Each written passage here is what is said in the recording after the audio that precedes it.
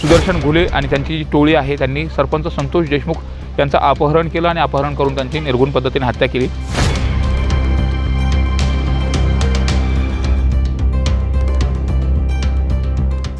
7 आरोपी हे जेलमध्ये आहेत आणि प्रामुख्याने जर बघितलं तर त्यापैकी कृष्णा आंधळे नावाचा जो आरोपी आहे तो अद्यापही फरार आहे। न्यूज 18 लोकमतमध्ये आपलं स्वागत आहे। मी सुरेश जाधव। संपूर्ण देशभर ज्या बीड जिल्ह्यातील सरपंच संतोष देशमुख यांच्या हत्या प्रकरणाची चर्चा झाली, विशेषतः त्यावर राज्यभर मोर्चे देखील निघाले। त्याच सरपंच संतोष देशमुख यांचं प्रथम पुण्यस्मरण आज आहे आणि त्या अनुषंगाने या प्रकरणात काय काय झालं, काय नाही झालं, काही प्रश्नाची उत्तरं मिळाली तर काही प्रश्न हे अनुत्तरित आहेत। विशेषतः ज्या पद्धतीनं सरपंच संतोष देशमुख यांची निर्घृण पद्धतीने हत्या करण्यात आली, विशेषतः त्याचे जे समाज माध्यमावरती फोटो आले त्यानंतर अक्षरशः संताप व्यक्त केला गेला आणि एवढ्याही पद्धतीनं क्रूर पद्धतीनं हत्या होऊ शकते का यावरती प्रश्नचिन्ह उपस्थित झालं। विशेषतः सरपंच संतोष देशमुख यांची हत्या कुठल्या कारणानं झाली होती, त्यापैकी जवळपास 7 आरोपी हे जेलमध्ये आहेत आणि प्रामुख्याने जर बघितलं तर त्यापैकी कृष्णा आंधळे नावाचा जो आरोपी आहे तो अद्यापही फरार आहे। 1 वर्षानंतरही तपासी यंत्रणांना कृष्णा आंधळेला अटक करण्यामध्ये अपयश आलेलं आहे। या संदर्भात मान्य न्यायालयाने देखील कृष्णा आंधळेचं काय झालं असं मागच्या सुनावणीमध्ये तपासी यंत्रणांना विचारलं होतं। त्याचबरोबर त्याचा रिपोर्ट अहवाल आहे तो देखील सादर करा असं देखील सांगितलं होतं। 1 वर्षभराच्या कालावधीमध्ये देशमुख कुटुंबाचं दुःख आणि त्यांच्या डोळ्यातले अश्रू आजही जशाच तसे आहेत। आता आठवणी विसरणंही शक्य नाही। त्याच कालावधीमध्ये संतोष देशमुख यांची मुलगी वैभवीची 12वीची परीक्षा झाली, आता ती वैद्यकीय शिक्षण घेत आहे।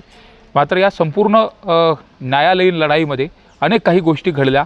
विशेषतः गाव असेल, देशमुख कुटुंब असेल, यांना अनेक वेळा आंदोलन करावं लागली, अनेक वेळा अनेक ठिकाणी न्यायासाठी जावं लागलं। लोकप्रतिनिधींचं देखील सहकार्य काही ठिकाणी लाभलं तर काही ठिकाणी त्यांना संघर्ष करावा लागला।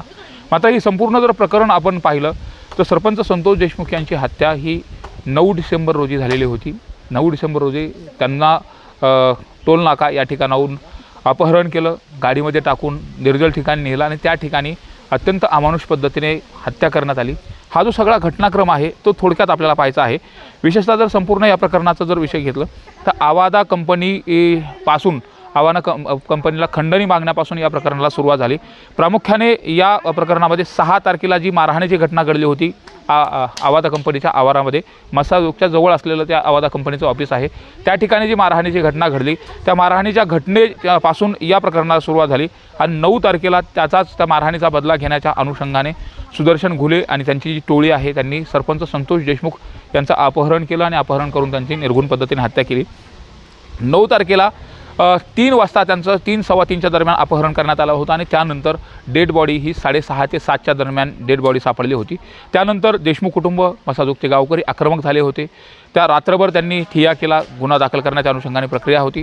सुरुवातीला जो पहिला गुन्हा दाखल झाला तो शिवराज देशमुख यांच्या म्हणण्यावरून जो पहिला गुन्हा दाखल झाला त्यामध्ये अपहरणाच्या अनुषंगाने हा गुन्हा दाखल करण्यात आलेला होता आणि नंतर त्यात मृत्यूचा म्हणजे खुनाचा देखील गुन्हा दाखल करण्यात आला। प्रामुख्याने जर बघितलं तर 10 डिसेंबरला सगळे गावकरी आक्रमक झालेले होते आणि गावकऱ्यांनी रास्तारोक केला। तब्बल 12 तास रास्तारोको करण्यात आला होता। तो अहिल्यानगर अहमदपूर हा राष्ट्रीय महामार्ग आहे तो अडवलेला होता आणि याच रास्तारोकोला, याच ठिय्याला मनोज जरांगे पाटील यांनी भेट दिली आणि भेट दिल्यानंतर मनोज जरांगे पाटील यांनी मध्यस्थी केली। पोलीस अधीक्षक त्याचबरोबर वरिष्ठ पोलीस अधिकाऱ्यांशी चर्चा झाली आणि CID स्थापन करू असा शब्द त्यावेळी पोलीस अधीक्षकांनी दिलेला होता आणि तब्बल 10 तारखेला रात्री 11 ते 12च्या दरम्यान सरपंच संतोष देशमुख यांच्यावरती अंत्यसंस्कार करण्यात आले। विशेषतः त्याच दिवशी सरपंच संतोष देशमुख हत्या प्रकरणातील जे 2 आरोपी आहेत यामध्ये जयराम चाटे आणि महेश केदार या 2 आरोपीला अटक करण्यात आली होती। 11 तारखेला सकाळी महत्त्वाची जी घडामोड घडली यामध्ये वाल्मिक कराड याच्या विरोधात गुन्हा दाखल करण्यात आला आणि वाल्मिक कराड त्याचबरोबर विष्णू चाटे जे राष्ट्रवादी अजित पवार गटाचे तालुका अध्यक्ष होते या दोघांवरती 2 कोटीची खंडणी मागितल्याप्रकरणी गुन्हा दाखल झाला। विशेष या संपूर्ण प्रकरणाचं जे मूळ आहे ते खंडणीमध्ये दडलेलं आहे। आवादा कंपनीकडून खंडणी मागण्याच्या उद्देशानं जी टोळी या ठिकाणी सक्रिय होती आणि या खंडणीला आडवा आलं म्हणून सरपंच संतोष देशमुख यांची हत्या केल्याचा जो दावा आहे तो मान्य न्यायालयाच्या समोर अनेक वेळा सरकारी पक्षाच्या वकिलांनी देखील केलेला होता। विशेषतः आपण जर पाहिलं तर 11 तारखेला ती घटना घडली। 11 तारखेला परत दुसरी एक घटना घडली की 11 तारखेला स्थानिक गुन्हे शाखेच्या वतीनं प्रतीक घुले हा पुण्यामध्ये रांजणगाव येथे होता, त्याला त्या ठिकाणाहून अटक करून परत बीडला आणलं त्याचबरोबर राजकीय पक्षाचे जे काही इतर पदाधिकारी होते यामध्ये प्रकाश सोळंके यांनी 11 तारखेला देशमुख कुटुंबाची भेट घेतली। त्याचबरोबर संदीप क्षीरसागर यांनी देखील भेट घेतलेली होती आणि ज्या पद्धतीने राक्षसी प्रवृत्तीचं हे कृत्य केलं होतं त्याचा निषेध देखील व्यक्त केला आणि कायदा सुव्यवस्थेवरती प्रश्नचिन्ह निर्माण केलेलं होतं। 12 तारखेला भाजपचे आमदार सुरेश धस यांनी सकाळी भेट घेतली होती आणि त्यानंतर या संपूर्ण प्रकरणाचा आका कोण आहे, त्याचबरोबर आका हा शब्द जो आहे तो पहिल्यांदा या प्रकरणामध्ये सुरेश धस यांनी उच्चारला आणि तिथून पुढं आका कोण आहे, काय वाल्मिक कराड हे कशा पद्धतीने आहेत हे सगळ्या गोष्टी प्रक्रिया पुढे आल्या। विशेष 13 तारखेला सरपंच संतोष देशमुख हत्या प्रकरणामध्ये बीड जिल्हा बंदची हाक देण्यात आली आणि संपूर्ण बीड जिल्हा हा बंद करण्याच्या दृष्टिकोनातून जे संपूर्ण लोक संतापलेले होते त्यांनी ते हाक दिलेली होती। विशेषतः 14 तारीख असेल किंवा 15 तारीख असेल या कालावधीमध्ये देखील ही जी धग होती ती ही कायम होती।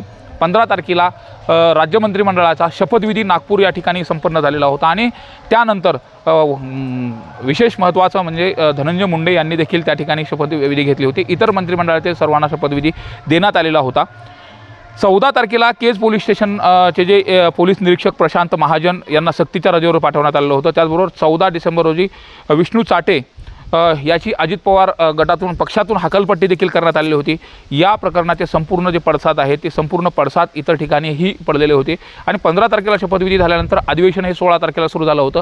या संपूर्ण अधिवेशनामध्ये बीड जिल्ह्यातील आमदार सुरेश धस असतील, संदीप क्षीरसागर, विजयसिंह पंडित, प्रकाश सोळंके, नमिता मुंदडा यांनी देखील या प्रकरणाचा उल्लेख केला होता। सुरेश धसांनी ज्यावेळेस अधिवेशनामध्ये हे संपूर्ण प्रकरण सांगितलं त्यावेळेस संपूर्ण अधिवेशनाच्या डोळ्यामध्ये, अधिवेशनातील सर्व सदस्यांच्या डोळ्यामध्ये अश्रू तरळलेले होते। एवढ्या निर्घुण पद्धतीने ही सगळी हत्या करण्यात आलेली होती। त्यानंतर 18 तारखेला विष्णू चाटे हा पोलिसांना शरण आलेला होता आणि त्याला बीड शहराच्या जवळ महालक्ष्मी चौक या ठिकाणी अटक करण्यात आलं।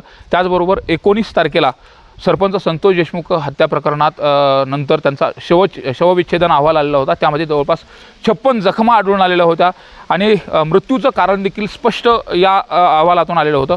विशेषतः 21 डिसेंबर या दिवशी मुख्यमंत्री देवेंद्र फडणवीस यांनी विधिमंडळामध्ये ज्या उमेदवारांनी आमदारांनी प्रश्न विचारला होता त्याला उत्तर देत असताना तत्कालीन पोलीस अधीक्षक अविनाश बारगळ यांची बदली केलेली होती, तर त्यांचा अतिरिक्त पदभार हा सचिन पाणकर यांच्याकडे देण्यात आला होता। त्याचबरोबर इतर जे काही 2 पोलीस अधिकारी होते त्यांच्यावरती निलंबनाची देखील कारवाई करण्यात आली होती।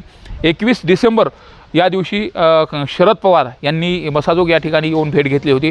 त्याचबरोबर शरद पवारांच्या पाठोपाठ अजित पवारांनी देखील देशमुख कुटुंबाची भेट घेतलेली होती आणि 21 डिसेंबर रोजी नवीन पोलीस अधीक्षक नवनीत कावत यांची नियुक्ती करण्यात आलेली होती। विशेषतः संपूर्ण प्रकरणाच्या अनुषंगाने जो तपास आहे तो CIDकडे देण्यात आला आणि CIDमध्ये SIT स्थापन करण्यात आली। 24 डिसेंबर रोजी CIDकडे हा तपास देण्यात आलेला होता।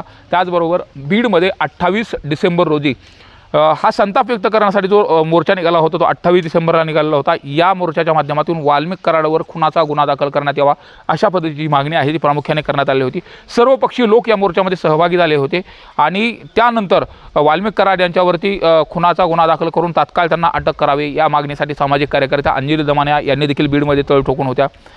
हे सगळी प्रकरणं झाल्यानंतर SIT आणि CIDचे जे अधिकारी आहेत यांनी वाल्मिक कराडांच्या आजूबाजूचे धागेदोरे, त्याचबरोबर आर्थिक हितसंबंधातील व्यक्ती, मित्रपरिवार, संपर्कातील लोक यांच्या मुसक्या आवळण्याचा आणि यांना बोलून चौकशी करण्याच्या अनुषंगाने ज्यावेळेस प्रयत्न करायला सुरुवात केली त्यानंतर वाल्मिक कराड यांनी 31 डिसेंबर रोजी त्यांचा व्हिडिओ समोर आला आणि मी पाषाण येथील कार्यालयामध्ये शरण येतो असं सांगितलं होतं। त्यानंतर अवघ्या काही मिनिटामध्ये वाल्मिक कराड हे एका VIP गाडीमधून त्या पाषाणमधील कार्यालयामध्ये CIDला शरण आले। त्यानंतर तिथून वाल्मिक कराड यांना बीडच्या केज येथील न्यायालयामध्ये आणण्यात आलं, मेडिकल केलं आणि मेडिकल केल्यानंतर त्यांना मान्य न्यायालयाने 14 दिवसाची पोलीस कोठडी दिली होती आणि ती पोलीस कोठडी बीड शहर या ठिकाणी होती। 27 फेब्रुवारी रोजी जे 150 पानाचं दोषारोपपत्र आहे ते CIDनं मान्य न्यायालयाकडे दिलेलं होतं आणि त्यानंतर या दोषारोपपत्रामधील जे सरपंच संतोष देशमुख यांचे जे हत्येचे फोटो आहेत, त्याचबरोबर ज्या पद्धतीने आरोपी त्यांची हत्या करत होते याचे फोटो आणि व्हिडिओ हे देखील त्या दोषारोपपत्राच्या माध्यमातून आलेलं होतं। त्यांनी समाज माध्यमावरती त्याचबरोबर माध्यमांच्या हाताला ज्यावेळेस सरपंच संतोष देशमुख यांचे फोटो लागले त्यानंतर मात्र संपूर्ण महाराष्ट्रामध्ये संताप व्यक्त केला आणि 27 तारखेला दोषारोपपत्र दाखल झाल्यानंतर 3 तारखेला रात्री हे सगळे फोटो समाज माध्यमावरती समोर आलेले होते आणि अख्खा संताप व्यक्त केल्यानंतर अधिवेशनामध्ये देखील सर्वांनी धनंजय मुंडे यांच्या राजीनाम्याची मागणी केली होती। त्यानंतर 4 मार्च रोजी 3 मार्चला हे फोटो समोर आले आणि 4 मार्चला राज्याचे अन्न व नागरी पुरवठा मंत्री धनंजय मुंडे यांना राजीनामा द्यावा लागला होता। त्यानंतर कोर्टामध्ये सगळं संपूर्ण प्रकरण सुरू आहे। विशेषतः सुरुवातीला केजच्या विशेष मकोका न्यायालयामध्ये हे प्रकरण सुरू होतं। त्यानंतर मुक्का लागल्यानंतर हे प्रकरण बीडच्या विशेष मकोका न्यायालयामध्ये वर्ग करण्यात आला आणि त्या ठिकाणी वर्ग 1चे न्यायाधीश यांच्याकडे हे प्रकरण सुरू आहे। विशेषतः या संपूर्ण प्रकरणाच्या अनुषंगाने आरोपींना अटक करण्यात आली। त्याचबरोबर इथं जे काही पुरावे आहेत ते पुरावे देखील मोठ्या प्रमाणात जमा करण्यात आलेले होते। यामध्ये डिजिटल पुरावे, व्हिडिओ देखील समोर आलेले होते। तब्बल त्या व्हिडिओमध्ये कशा पद्धतीने मारहाण केलं हे देखील संपूर्ण दाखवलं होतं। त्यामुळं आता तब्बल 1 वर्षापर्यंत हे प्रकरण आले। सुरुवातीला प्रत्येकाने मागणी केली होती की या प्रकरणामध्ये SIT स्थापन झाली।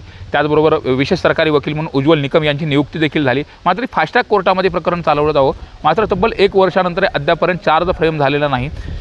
विशेष या प्रकरणातील जो एक आरोपी आहे कृष्णा आंधळे तो देखील अद्याप फरार आहे आणि या संपूर्ण प्रकरणाच्या अनुषंगाने न्याय मिळावा यासाठी संसदेच्या बाहेर देखील काही खासदारांनी त्या ठिकाणी आंदोलन केलं होतं। निषेध देखील या संपूर्ण घटनेचा केलेला होता। त्यामुळे याचे पडसाद मोठ्या प्रमाणात पडलेले होते आणि एकूण या संपूर्ण प्रकरणाच्या अनुषंगाने आता न्याय कधी मिळणार असा सवाल आजही हे देशमुख कुटुंब म्हणताना आपल्याला पाहायला मिळतं। त्यांच्या डोळ्यातले अश्रू आजही थांबायचं नाव घेत नाहीत। विशेषतः संपूर्ण समाज या एका प्रकरणाच्या अनुषंगाने बीड जिल्ह्याची देखील खूप मोठ्या प्रमाणात बीड जिल्ह्याच्या बदनामीच्या अनुषंगाने देखील काही मुद्दे समोर आले होते। त्याचबरोबर ज्या टोळ्या आहेत, राजकीय लोकांच्या आश्रयाखाली असलेल्या टोळ्या, त्याचबरोबर पवनचक्कीचं राजकारण आणि इथं असलेले जे काही 2 नंबरचे धंदे, यामध्ये वाळू असेल, राख माफिया असतील, गुटखा मटका, या अनुषंगाने देखील बीड जिल्ह्याची चर्चा झाली आणि बीड जिल्ह्याचं पालकमंत्रीपद हे अजितदादांनी घ्यावं अशी मागणी झाली। त्यानंतर अजितदादा यांनी बीड जिल्ह्याचं पालकमंत्रीपद घेतलं। अनेकावरती मकोका अंतर्गत, त्याचबरोबर काही जणांवरती MPDA अंतर्गत देखील काही जणांवरती कारवाई करण्यात आली। मात्र आजही कायदा सुव्यवस्थेच्या दृष्टिकोनातून बीड जिल्ह्याकडे संपूर्ण राज्यामध्ये पाहत असताना बीडचा बिहार झाला आहे का असा देखील सवाल उपस्थित केला जात होता। मात्र एकूण या संपूर्ण प्रकरणाच्या अनुषंगाने बीडचं सामाजिक स्वास्थ्य असेल, त्याचबरोबर काही ठिकाणी वाल्मिक कराड यांना अटक केल्यानंतर वाल्मिक कराडांच्या समर्थनात देखील काही मोर्चे निघालेले होते।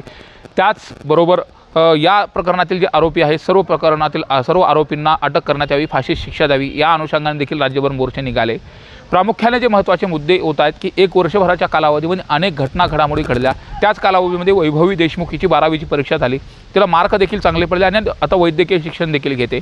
1 वर्षाच्या कालावधीमध्ये सरपंच संतोष देशमुख यांना न्याय मिळावा यासाठी गावकऱ्यांनी दाखवली एकजूट, समाजातील लोकांनी अनेकांनी केलेलं सहकार्य, त्याचबरोबर देशमुख कुटुंब हे न्यायाच्या दृष्टिकोनातून या संपूर्ण प्रकरणामध्ये, या संपूर्ण प्रक्रियेमध्ये स्वतःला ज्या पद्धतीने त्यांनी न्याय मिळण्याच्या भूमिकेमध्ये तटस्थ राहिले ती देखील भूमिका अत्यंत महत्त्वाची आहे। त्याचबरोबर तपासी यंत्रणा आणि न्यायालय यांच्याकडे आता हा संपूर्ण न्यायाचा जो काही दोलक आहे तो तिथपर्यंत गेलेला आहे। या संपूर्ण प्रकरणाच्या अनुषंगाने न्याय मिळणार कधी?